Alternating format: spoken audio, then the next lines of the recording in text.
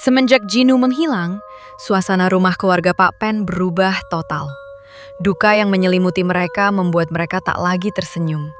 Sekeras apapun Jin Hyuk berusaha, ia tak akan bisa menggantikan posisi Jinu di keluarga itu.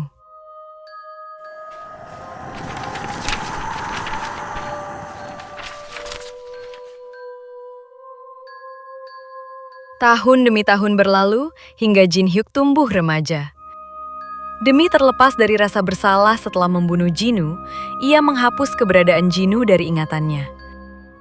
Namun tentu saja keluarga Jinu tak sama sepertinya. Ibu Pen bahkan masih sering memimpikan anak bungsunya itu. Sementara kakak-kakak Jinu tak pernah berhenti mencarinya. Suatu hari, telepon rumah itu berdering. "Halo, di sini peternakan babi," ucap Pak Pen. Setelah mendengar jawaban dari seberang, mata Pak Pen langsung terbelalak. Ternyata seseorang mengabari bahwa mereka menemukan orang yang merawat anak mirip Jinu. Seluruh anggota keluarga itu bergegas naik ke mobil walaupun kondisi sedang hujan. Sementara itu, Jin Hyuk diminta untuk tinggal di rumah, berjaga-jaga jika ada pihak lain yang menelpon. Di sana, Jin Hyuk berhalusinasi bahwa Pak Pen tak mau mengajaknya karena ia bukanlah anggota keluarga mereka. Jin Hyuk hanya terdiam, terpaku di bawah derasnya hujan, menatap kepergian mobil itu.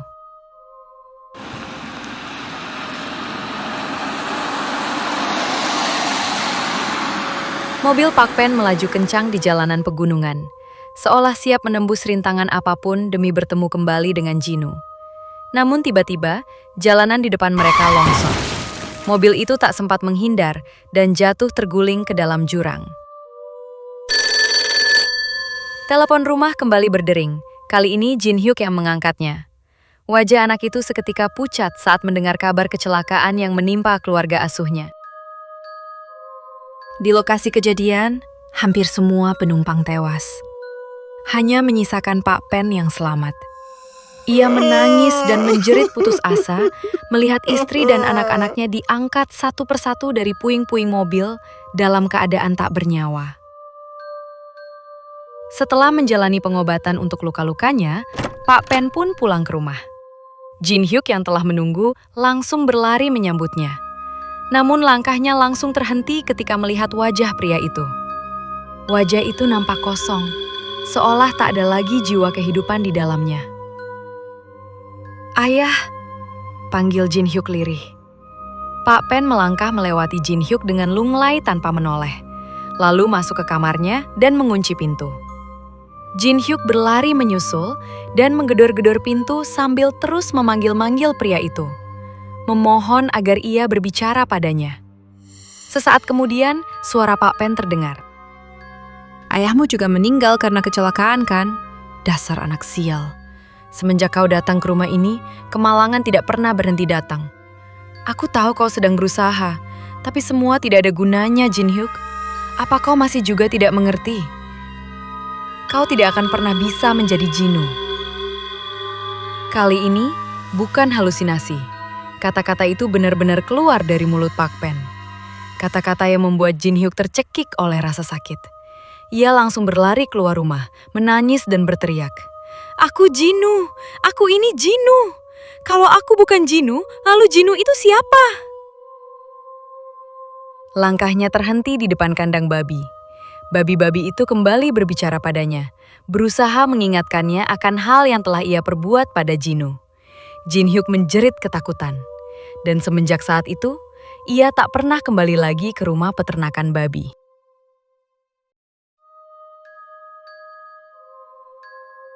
Kini Jin Hyuk telah dewasa, bahkan memiliki seorang pacar. Gadis manis itu menyadarkan Jin Hyuk dari lamunannya saat mereka tengah berkencan di sebuah kafe, lalu pamit ke toilet. Karena sedari tadi melamun, tanpa sadar makanan Jin Hyuk malah menempel di lengan bajunya. Ia pun pergi ke toilet juga untuk membersihkannya. Saat melewati toilet wanita, Jin Hyuk mendengar suara pacarnya berbicara dengan seseorang. Jin Hyuk itu ya, mungkin karena dia yatim piatu dan tidak punya harta warisan, orangnya pelit banget. Habis kencan beberapa kali, aku mau putus saja dengannya. "Hah? Menikah? Kau gila ya?" Jin Hyuk kan itu loh, pembunuh. Tentu saja, semua yang Jin Hyuk dengar saat ini hanyalah halusinasinya sendiri. Beberapa saat kemudian, gadis itu keluar dari toilet. Jin Hyuk langsung menyudutkannya ke dinding, dan dengan tatapan tajam ia bertanya, "Kau barusan bilang apa?" Gadis itu kebingungan. "Sayang, kenapa? Aku nggak bilang apa-apa kok," ucapnya. Jin Hyuk memandangi wajahnya lama, mencari celah kebohongan dalam raut wajah itu. Namun pada akhirnya ia mundur dan meminta maaf, karena sepertinya ia salah dengar. "Dasar, kau hari ini agak aneh deh Jin Hyuk," ucap gadis itu sambil berjalan pergi. Di saat yang sama, Jin Hyuk kembali berhalusinasi bahwa gadis itu mengatainya pembunuh lagi. Dan delusi itulah yang akhirnya mendorong Jin Hyuk kehilangan kendali. Ia membunuh pacarnya. Pembunuhan kedua yang ia lakukan. "Sialan, jangan bicara sembarangan kau. Dasar cewek bangsat kurang ajar," umpatnya sambil terengah. Ternyata ia masih tidak bisa membedakan antara halusinasi dan kenyataan. Jin Hyuk yang asli menyaksikan ingatan itu dalam diam. Setelah dewasa, Jin Hyuk telah menyangkal semua masa lalunya. Ia menghapus keberadaan ayah kandungnya yang ia benci, dan bahkan keluarga peternakan babi yang ia sayangi. Karena trauma dan rasa bersalah, otaknya berusaha melindunginya dengan menghilangkan semua ingatan itu. Namun, ia tetap mengingat perasaan itu. Perasaan janggal saat ia pertama kali membunuh Jinu. Perasaan itu tumbuh menjadi dorongan baru, yang perlahan menyeretnya ke dalam kegilaan. Adegan beralih di kampus. Di luar semua itu, Jin Hyuk tampak normal, bahkan berprestasi. Seorang temannya yang berkacamata mengingatkannya tentang acara pendakian gunung di hari Minggu. Jin Hyuk sedikit malas untuk ikut, namun akhirnya mengiyakan karena orang itu terus memaksa. Begitu temannya pergi, halusinasi itu muncul lagi. Ia mendengar temannya membicarakan dirinya yang yatim piatu dan pembunuh. Entah sejak kapan, batasannya menjadi samar. Apakah Jin Hyuk membunuh orang karena delusi pendengarannya? Atau ia mendengarkan delusi itu untuk membunuh?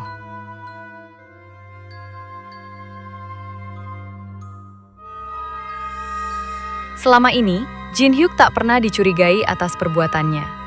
Namun kali ini ia sedang sial. Korbannya ternyata seorang anggota dewan.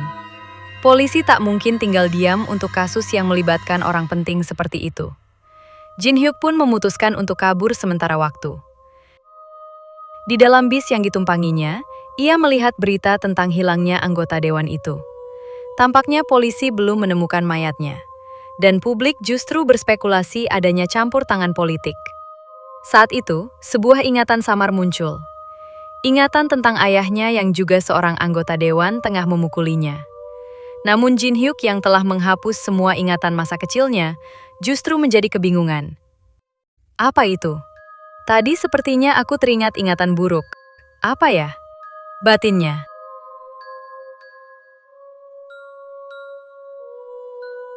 Jin Hyuk mengasingkan diri di sebuah hutan terpencil. Walau terpencil, namun ada sebuah tempat penginapan di sana yang ternyata lebih bagus dari perkiraannya. "Aku akan beristirahat di sini sampai keadaannya jadi lebih tenang," gumamnya. Di depan penginapan, ia melihat sebuah kotak pos tua yang menarik perhatian.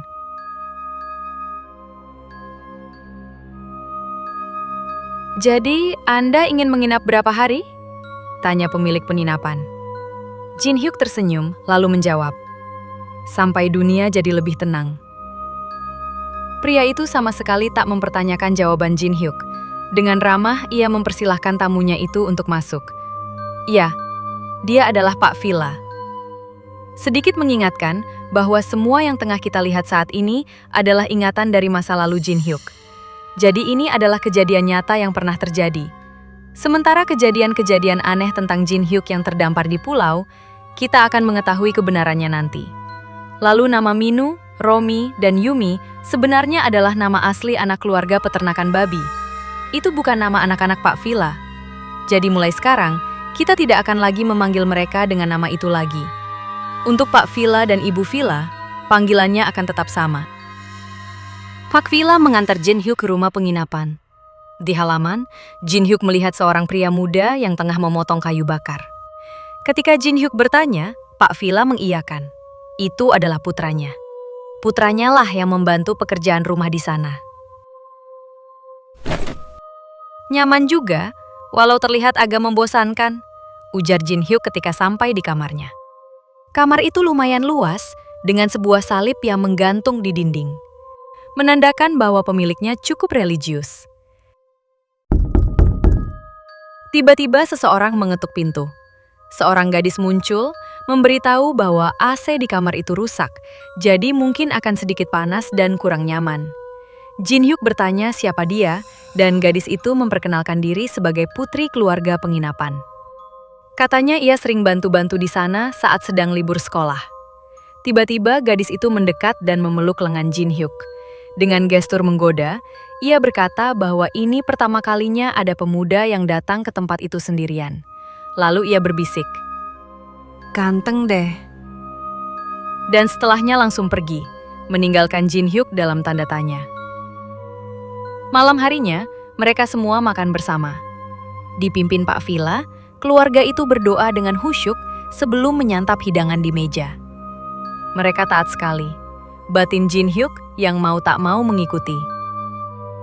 Pandangannya tak sengaja tertuju pada kepala rusa yang dipajang di atas perapian. Dan sebuah ingatan yang samar kembali terlintas di kepalanya.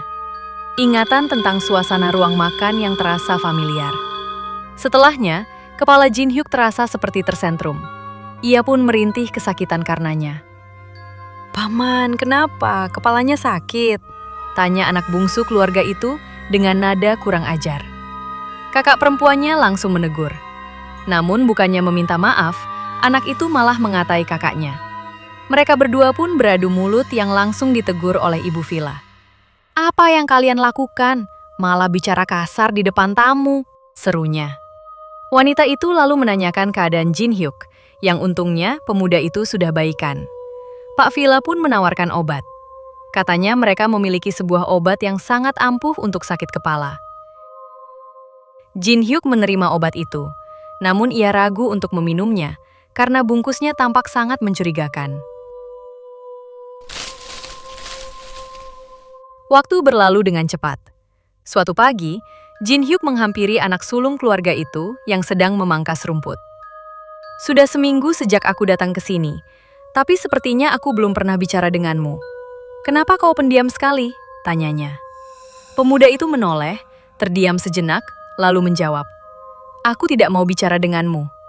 Ketika Jin Hyuk bertanya alasannya, ia hanya berkata bahwa ia tidak suka berbicara dengan orang. Jin Hyuk terus berusaha mendekati pemuda itu. Lagi pula ia akan tinggal cukup lama di sana. Akan lebih baik jika mereka berdua bisa akrab, seperti keluarga. Pemuda itu menatap Jin Hyuk, lalu berkata, "Kalau kau membantu pekerjaanku, akan kupikirkan." Jin Hyuk tersenyum lebar dan menyetujuinya. Mereka berdua pun bekerja bersama. Saat ini, mereka tengah membereskan barang-barang dari gudang. Saat membawa tumpukan kardus keluar, sebuah gulungan poster di dalam kardus menarik perhatian Jin Hyuk. Ia pun mengambil dan membuka gulungan itu. Ternyata poster idol grup lawas bernama SONS. Jin Hyuk menatap poster itu sebentar, lalu bertanya, "Sepertinya ibumu suka sama SONS ya?" Pemuda itu mengiyakan, namun itu dulu.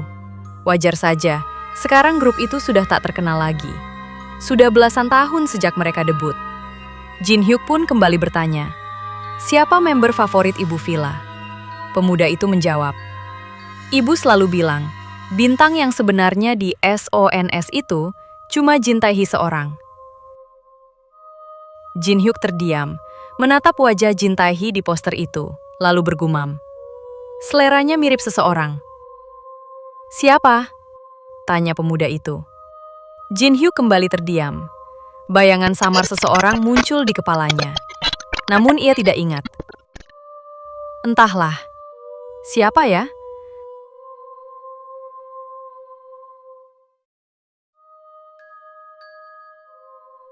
Setelah menyelesaikan pekerjaannya, Jin Hyuk pergi untuk mengembalikan kotak peralatan.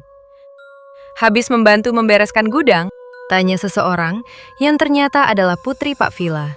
Gadis itu tengah duduk di jendela dengan sebuah buku di tangannya. Kakak sekarang sudah seperti keluarga kami saja, sampai membantu pekerjaan, lanjutnya. Aku sudah seminggu di sini, pasti terasa begitu ya, jawab Jin Hyuk. Gadis itu kemudian mengeluh bahwa ia sedikit kesal karena Jin Hyuk sama sekali tidak mempermasalahkan ucapannya soal sudah seperti keluarga. Padahal ia tidak ingin dianggap seperti itu. Namun Jin Hyuk tampaknya tidak paham maksudnya. Gadis itu mendengus. Dasar tidak peka. Akhirnya ia berterus terang bahwa ia menyukai Jin Hyuk. Dan tanpa disangka, Jin Hyuk menyambut perasaan itu. Gadis itu pun mengajak Jin Hyuk untuk masuk ke kamarnya. Di dalam kamar, keduanya minum-minum. Gadis itu tampak sangat senang. Pandangan Jin Hyuk tak sengaja tertuju pada sebuah lukisan pulau yang terpajang di dinding. Ternyata gadis itu yang melukisnya sendiri. "Kau suka pulau?" tanya Jin Hyuk. Gadis itu mengangguk. Ia mengatakan bahwa ia menyukai pulau tak berpenghuni. Tempat di mana ia mungkin bisa merasakan kebebasan yang sebenarnya, walaupun harus terputus dari dunia luar. Jin Hyuk mendengarkan sambil membayangkan sebuah pulau di kepalanya. Menarik juga, gumamnya. Iya kan? Keren sekali kan? Di tempat seperti itu, aku bisa istirahat dengan tenang sambil menulis, kata gadis itu. Oh, kau menulis juga? Tanya Jin Hyuk. Gadis itu mengiyakan. Ternyata ia memiliki cita-cita menjadi seorang penulis, walaupun sekarang ia masih belum apa-apa. Mendengar itu, tiba-tiba sosok Samar Romi muncul di kepala Jin Hyuk. Apa yang sudah kau tulis? Tanya Jin Hyuk lagi. Dengan semangat, gadis itu bangkit untuk mengambil bukunya. Buku itu berjudul Angin Laut. Jin Hyuk tampak terkesima meskipun sampulnya sederhana. Ia membuka buku itu dan mulai membaca. Sedari pagi, matahari menembus angin pantai dan masuk ke jendelaku. Harum pantai penuh garam ini, apakah ada hubungannya dengan sinar matahari? Aku sangat menyukai tempat ini. Tapi tempat ini tidak menyukaiku. Jelas sekali, sinar matahari tidak bisa mengulum rasa asin. Kedalaman harum ini terlalu pekat untuk angin seorang yang mengulumnya. Bagus, aku suka bagian ini. Puji Jin Hyuk, gadis itu langsung menutupi wajahnya karena malu. Mereka berdua pun saling bertatapan dengan pipi yang memerah. Tiba-tiba gadis itu berkata, "Kalau bagus, peluk aku." Jin Hyuk terdiam, berusaha mencerna ucapan itu. Sementara sang gadis dengan sabar menunggu. Akhirnya Jin Hyuk maju dan merengkuh gadis itu ke dalam pelukannya. Bersamaan dengan itu, ingatan samar tentang Romi yang menginginkan sebuah rumah pohon terlintas di kepalanya. Jin Hyuk pun bertanya, apakah gadis itu suka rumah pohon? Maksudnya yang kadang-kadang muncul di film luar negeri? Wah, pasti keren sekali, tapi sepertinya bakal sulit untuk membuatnya, jawab gadis itu.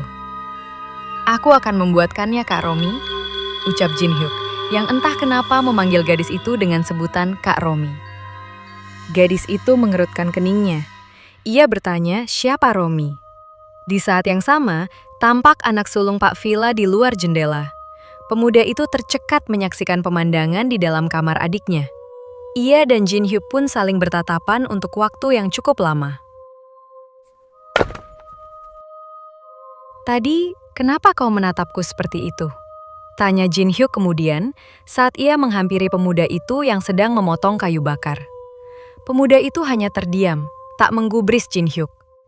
Jin Hyuk kesal, menyuruhnya berhenti bekerja dan menjawab pertanyaannya. Akhirnya pemuda itu menoleh. Kak Minu, kau tidak suka ya aku dekat dengan Kak Romi? Tanya Jin Hyuk lagi. Pemuda itu tampak bingung. Apa? Siapa Romi? Ia balik bertanya. Siapa lagi? Romi adikmu, jawab Jin Hyuk. Pemuda itu pun menegaskan bahwa ia tidak memiliki adik bernama Romi. Dan ia juga heran, kenapa sedari tadi Jin Hyuk terus memanggilnya Kak Minu. Mendengar itu, kini Jin Hyuk yang kebingungan. Pemuda itu menatapnya dengan tajam, lalu berbalik melanjutkan pekerjaannya sembari berkata, Aku harap kau tidak dekat-dekat lagi dengan adikku. Sebagai kakak, aku boleh mengatakan ini. Namun saat ia menoleh ke belakang, Jin Hyuk sudah tak ada lagi di sana. Jin Hyuk berjalan dengan pikiran kacau. Romi itu siapa? Minu juga siapa? Ingatannya seperti terbolak-balik. Tiba-tiba anak bungsu Pak Villa mengagetkannya. "Kenapa wajahmu serius begitu?" tanya gadis itu. "Nggak apa-apa," jawab Jin Hyuk. Ia lalu bertanya apa yang gadis itu sedang lakukan di sana. Ternyata gadis itu sedang bermain serangga. Ia memamerkan 2 jenis kumbang yang baru saja ia tangkap, lalu bertanya, "Kira-kira mana yang akan menang jika 2 kumbang ini diadu?" "Entahlah, kalau diadu kita bakal tahu kan?" jawab Jin Hyuk. Samar-samar ia melihat sosok Yumi di dalam diri gadis itu.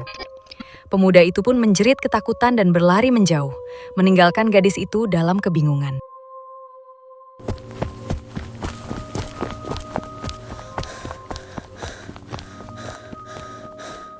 Entah bagaimana, Jin Hyuk mulai salah mengira bahwa keluarga pemilik penginapan itu adalah keluarga peternakan babi.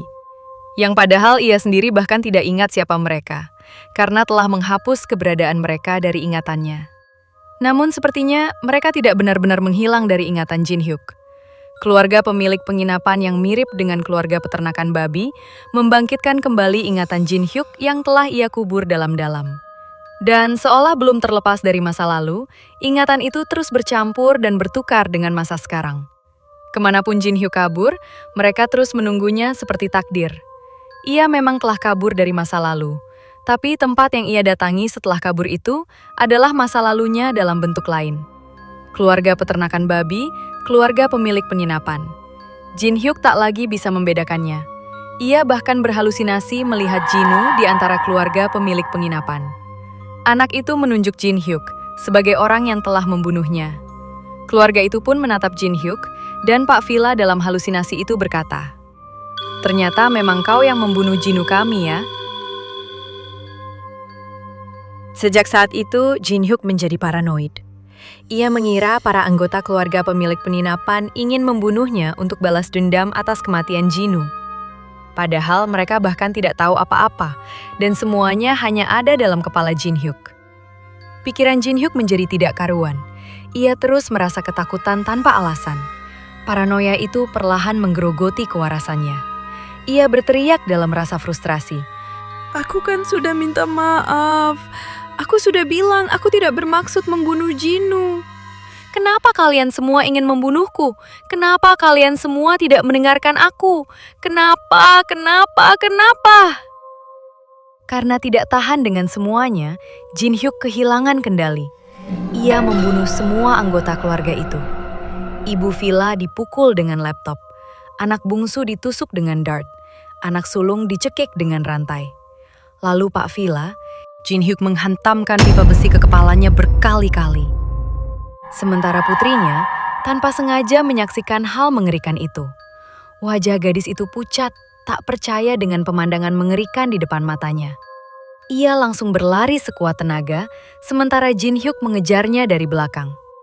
Di depan gerbang, Jin Hyuk melirik kotak pos. Ia pun mencabut kotak itu dan menatap ujung tiangnya. Sebuah pikiran brutal merasuki kepalanya.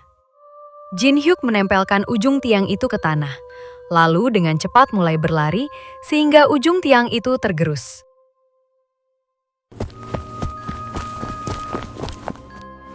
Sementara itu, sang gadis telah menuruni bukit. Tanpa disangka, ia bertemu sepasang pengunjung yang tengah berlibur. Dengan panik, gadis itu berusaha menjelaskan apa yang terjadi. Namun, ia langsung tercekat ketika melihat Jin Hyuk yang telah berada di belakang kedua pengunjung itu, dengan tiang kotak pos yang runcing di tangannya. Pada akhirnya, mereka bertiga pun juga tewas di tangan Jin Hyuk. Pemuda itu terengah. Dengan air mata yang mengalir di pipinya, ia berkata, "Aku benar-benar mencintai kalian." Dan dengan ini, kilas balik masa lalu Jin Hyuk pun berakhir. Kini kita kembali ke masa sekarang dengan Jin Hyuk di pulau. Pemuda itu bersimpuh lemas di pinggir pantai setelah melihat semua ingatan masa lalunya. Ia bergumam, "Tempat ini bukan kenyataan. Ini tempat di mana ingatan dan hasratku bercampur. Neraka. Ponsel Jin Hyuk kembali berdering. Dengan emosi yang meluap, ia mengangkatnya. Siapa kau? Apa alasanmu memperlihatkan ini padaku? Aku sudah ingat semuanya. Lalu sekarang bagaimana? Namun telepon itu langsung tertutup tanpa jawaban apapun. Tiba-tiba Taehi datang. Neraka katamu, pikiranmu simpel sekali ya. Kelihatannya kau sudah ingat semua yang terjadi pada masa lalumu, ucapnya. Jin Hyuk mengiyakan. Taehi langsung berseru kegirangan dan bahkan tertawa sangat kencang, seolah telah memenangkan sesuatu.